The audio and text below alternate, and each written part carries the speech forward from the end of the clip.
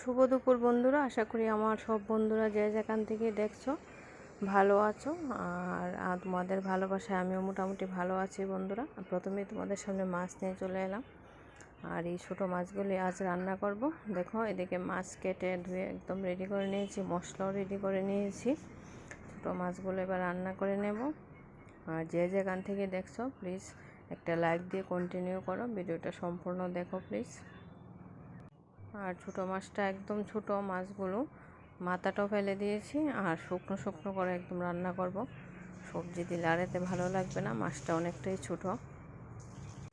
আর নতুন বন্ধুরা ভালোবাসা দিয়ে পাশে থেকো, অবশ্যই তোমরা পাশে থাকলে আমিও তোমাদের পাশে অবশ্যই থাকবো বন্ধুরা।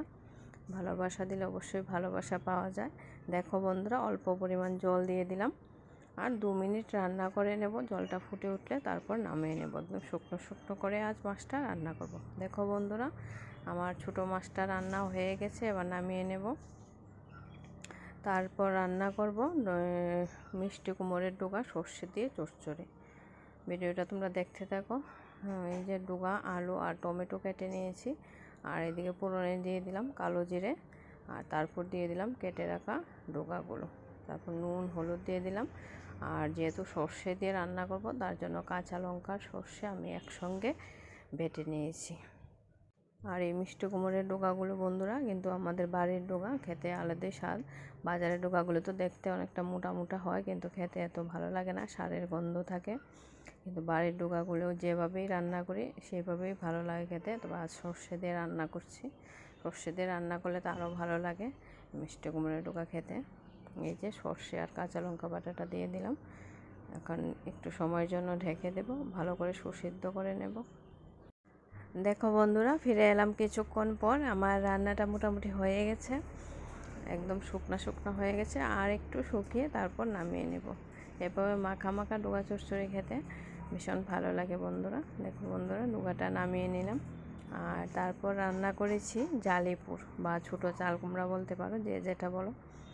এই সর্ষে আর কাঁচা লঙ্কা দিয়ে কয়েকটা জালিপুর করেছি। তাই একটু একটু সবগুলো তোমাদের সঙ্গে শেয়ার করছি বন্ধুরা। দেখো বন্ধুরা, জালিপুরগুলো ভেজে নিচ্ছি, আর একদম কচি জালি। এই জালিপুরগুলো সর্ষে দিয়ে খেতে কিন্তু খুব ভালো লাগে। জানি না কারা কারা খাও, যদি কেউ খেয়ে থাকো অবশ্যই জানিও আমাকে কমেন্ট করে। আর দেখো বন্ধুরা, সব শেষে রান্না করছি একটু পাকা আম দিয়ে একটু আমের চাটনি। এভাবে তো আম কেটে খাওয়াই হচ্ছে, আর একদিকে একটু চিনি দিয়ে একটু সিদ্ধ করে খেলেও ভালো লাগে। তাই সর্ষে ফোড়ন দিয়ে কয়েকটা পাকা আম নিয়ে নিয়েছি, আমগুলো দিয়ে একটু আমের চাটনি করে নেব। দেখো বন্ধুরা, অল্প জল দিয়ে দিয়েছি, আর জলটা ফুটে উঠতে প্রায় আধা কাপ মতন চিনি দিয়ে দিয়েছি। আমগুলো মিষ্টি, তবুও জাল দিলে একটু চিনি দিতে হয়, তাহলে খেতে ভালো লাগে। আর সবাই ভালো থেকো, সুস্থ থেকো, এবং সবাই সবার পাশে থেকো বন্ধু। আর ভিডিওটা সম্পূর্ণ দেখার জন্য সবাইকে অসংখ্য ধন্যবাদ।